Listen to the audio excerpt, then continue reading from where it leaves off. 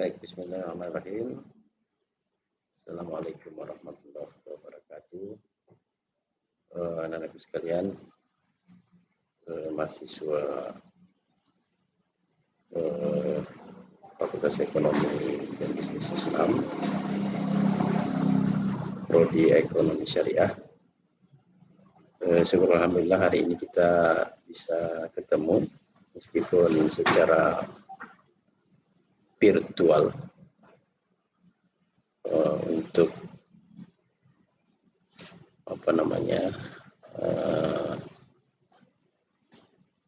mengikuti kuliah tentang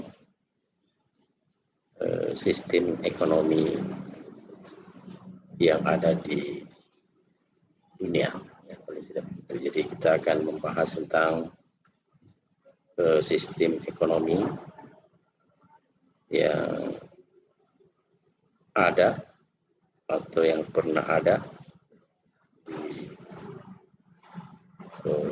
dalam praktek di dunia.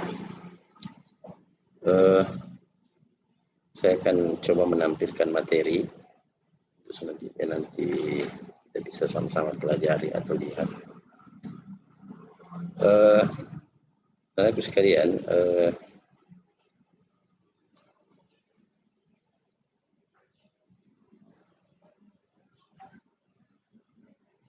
sistem ekonomi yang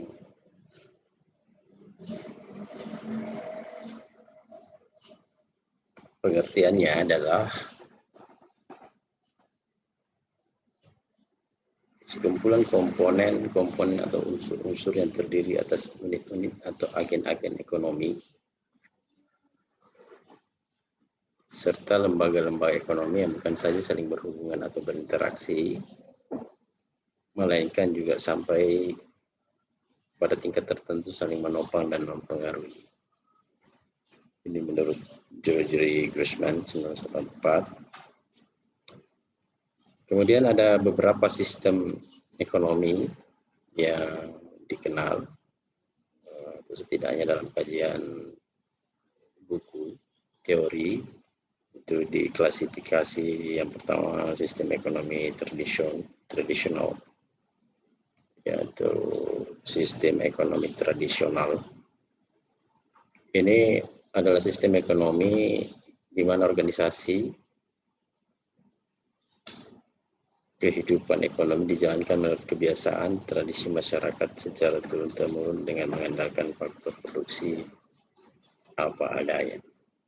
Jadi manusia mulai memberlakukan sebuah sistem yang berlangsung turun-temurun, dan biasanya berdasarkan kebiasaan atau kemampuan masyarakat untuk beradaptasi dengan lingkungannya. Jadi apa adanya, sesuai dengan faktor produksi yang ada, lalu kemudian yang dikelola, kemudian nanti itu diturunkan kepada generasi berikutnya. Jadi belum mempunyai pola tertentu, tetapi berdasarkan tradisi dan sifat turun-temurun. Apa yang ada itulah yang dikelola, dan tentu saja karena masih bersifat tradisional, maka pengelolaannya adalah berdasarkan kebiasaan yang sudah ada sebelumnya. Nah, ini biasanya identik dengan pertanian. Lalu kemudian tujuan produksi itu tidak termotivasi oleh semangat mencari keuntungan, tetapi lebih banyak kepada bagaimana bisa bertahan hidup, bagaimana bisa memenuhi kebutuhan yang ada, khususnya kebutuhan dasar, kemudian makan. Lalu kemudian biasanya skalanya kecil dan untuk kebutuhan sendiri. Lalu kemudian cirinya ada spesialisasi pekerjaan yang sederhana dan terbatas, sebenarnya berdasarkan keturunan. Kelebihan produksi ditukarkan ya, dengan sistem barter. Jadi kalau zaman dahulu kala ini Orang hidup dengan sistem barter. Orang di laut punya ikan, orang di gunung punya sayur dan lain sebagainya. Kemudian dilakukan barter karena waktu itu belum ada mata uang, sehingga barternya adalah barter antara faktor produksi atau barang-barang yang dimiliki. Lalu kemudian ada dikenal dengan sistem ekonomi komando, command economy. Ini lebih kenal juga dengan sistem ekonomi sosialis. Ya.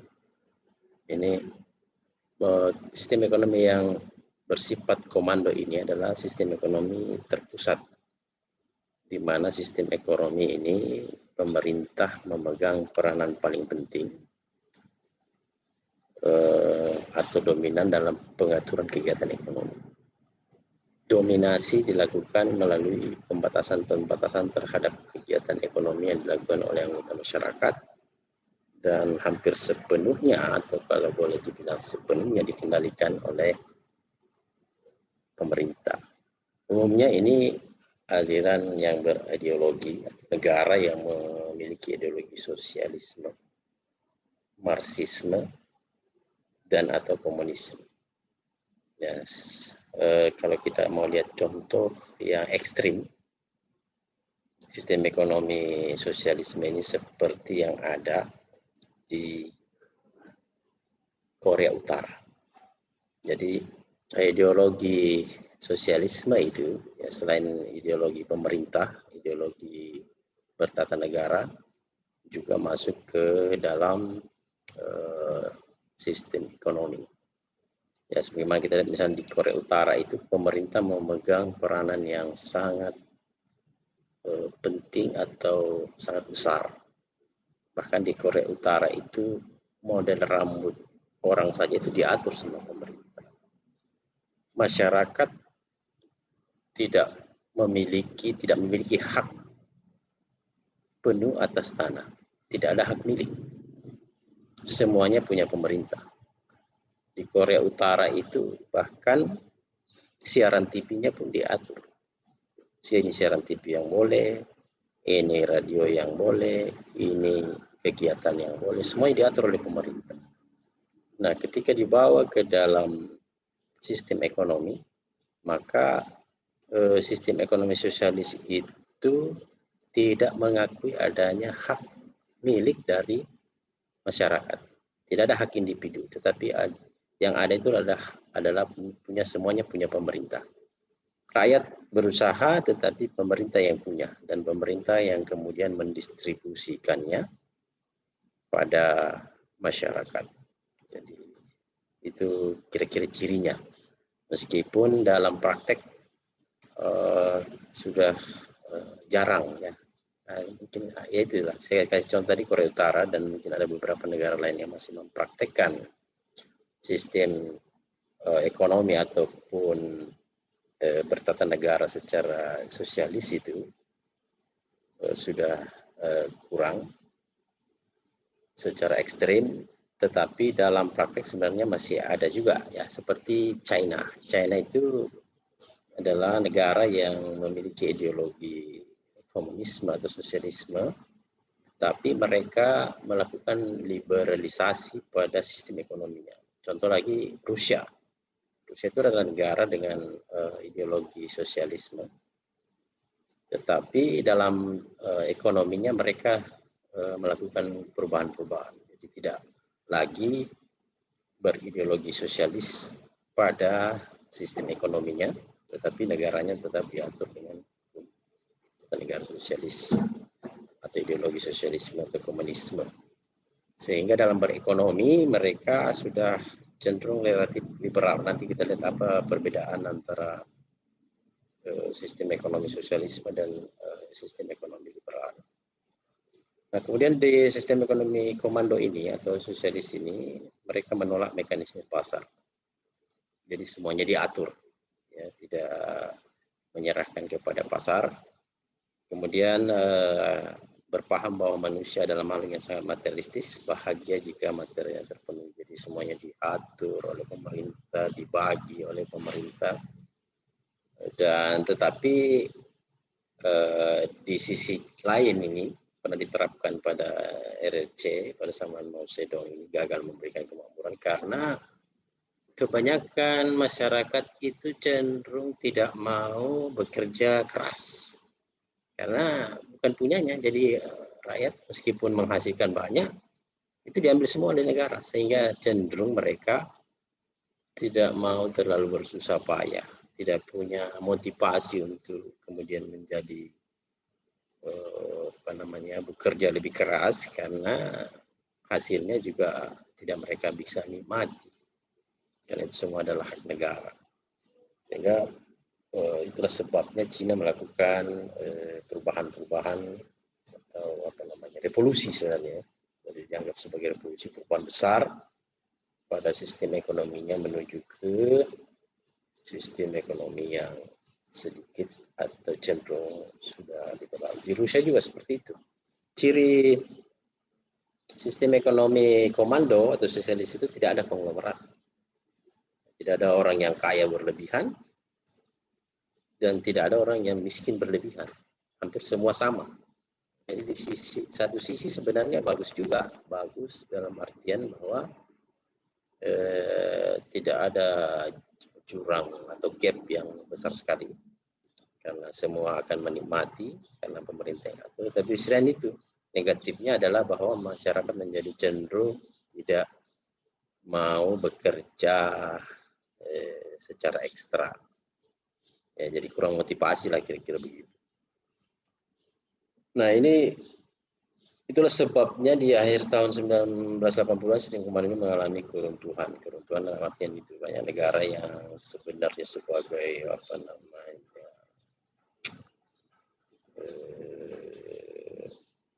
gerbong utama, ya mungkin begitu kira-kira, yang mereka seperti Soviet waktu itu, kemudian RRC adalah merupakan sisi pemerintah yang menerapkan ini, itu kemudian menjadi sistem ekonomi karena tidak mampu memberikan kemakmuran pada masyarakat dan cenderung mengalami stagnasi dalam perekonomian. Nah, sekarang kita lihat sistem ekonomi liberal. Liberal itu adalah sistem ekonomi yang memberikan kebebasan seluas-luasnya bagi masyarakat. Jadi dalam kegiatan perekonomian tanpa ada campur tangan. Ini secara ekstrim ya, kita bicara ekstrim. Jadi benar-benar masyarakat yang mengatur kegiatan perekonomiannya, tidak ada campur tangan pemerintah. Landasan dari sistem perekonomian adalah bertujuan secara umum untuk mencari keuntungan pribadi tanpa adanya pihak lain yang perlu dipertimbangkan. Jadi dia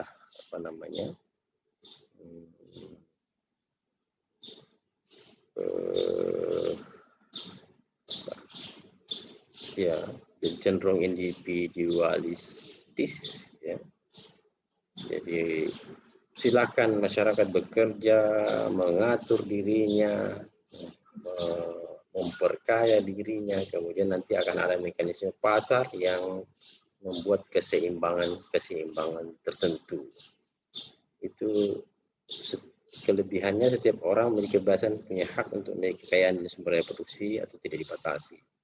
Dapat dikembangkan kredibilitas dan inisiatif masyarakatnya. Tindakan selalu berdasar pada prinsip ekonomi sehingga efisiensi dan efektivitas tinggi. Kebebasan dalam produksi dan menyebabkan persaingan antar perusahaan yang bermutu. Nah ini kalau dilihat gerbongnya ini adalah United States atau Amerika, ya. Jadi, dan beberapa negara di Eropa yang menerapkan sistem ekonomi liberal.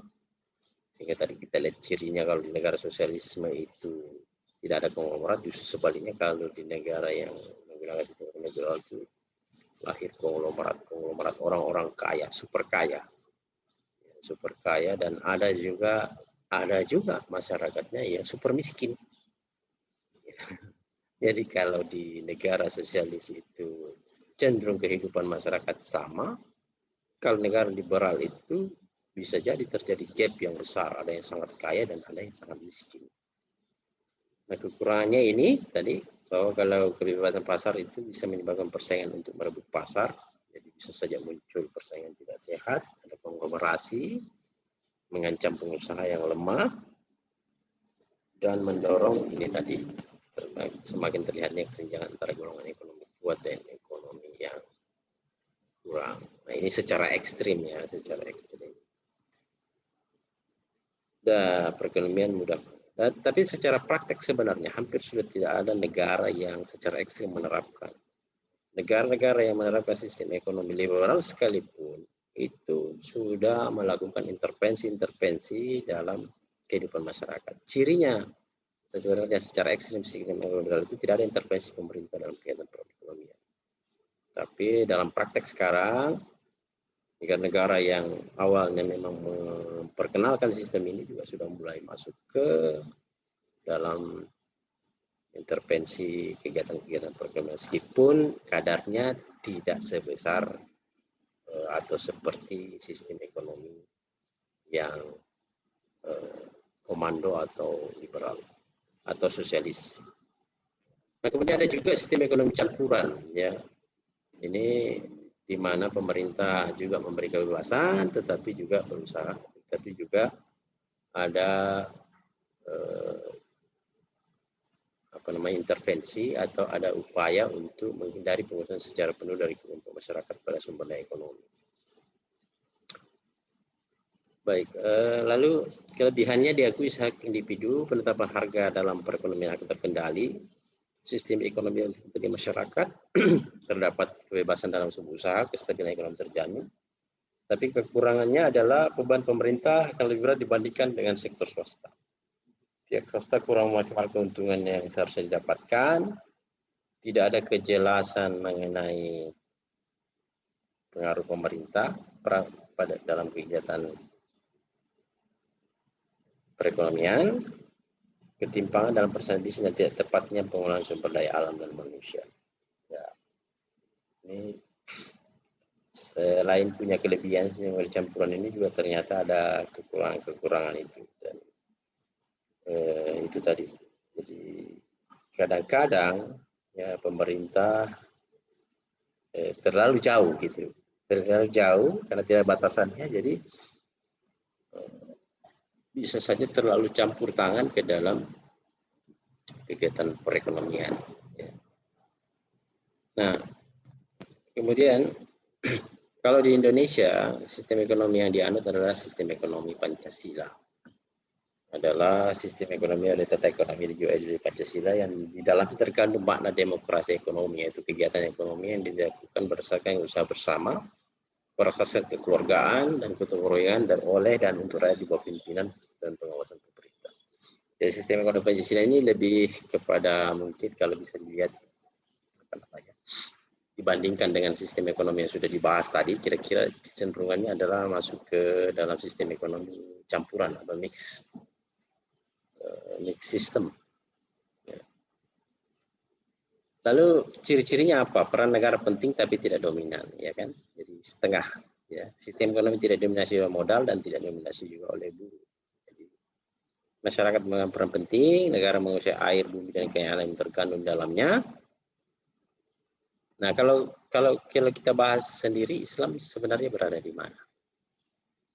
Kalau dibandingkan antara mainstream, komando dan kapitalis, kira-kira Islam berada di mana?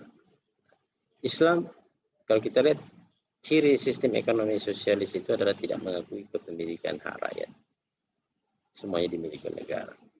Di sisi lain, kalau yang liberal mengakui kepemilikan rakyat, ya, menyerahkan sepenuhnya kepada masyarakat.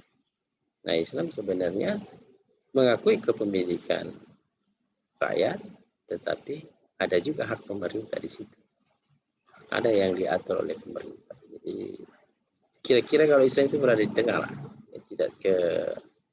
tidak juga totally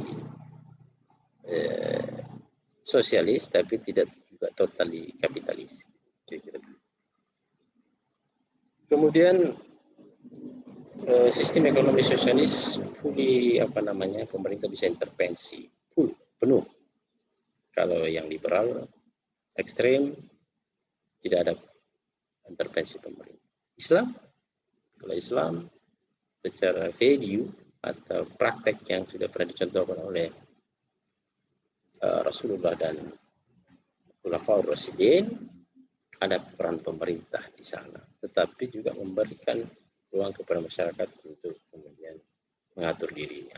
Ada yang diatur dan kemudian ada yang diserahkan kepada masyarakat. Jadi kalau begitu Islam berada di tengah antara sistem ekonomi kapitalis dan sosialis. Di zaman Khalifah Umar, kalau kita baca sejarahnya, itu banyak sekali pengaturan-pengaturan yang dilakukan oleh pemerintahan pada waktu itu yang mengatur tentang misalnya zakat, kemudian infak, kemudian pembagian ke baitul mal, ya, dan lain-lain lah.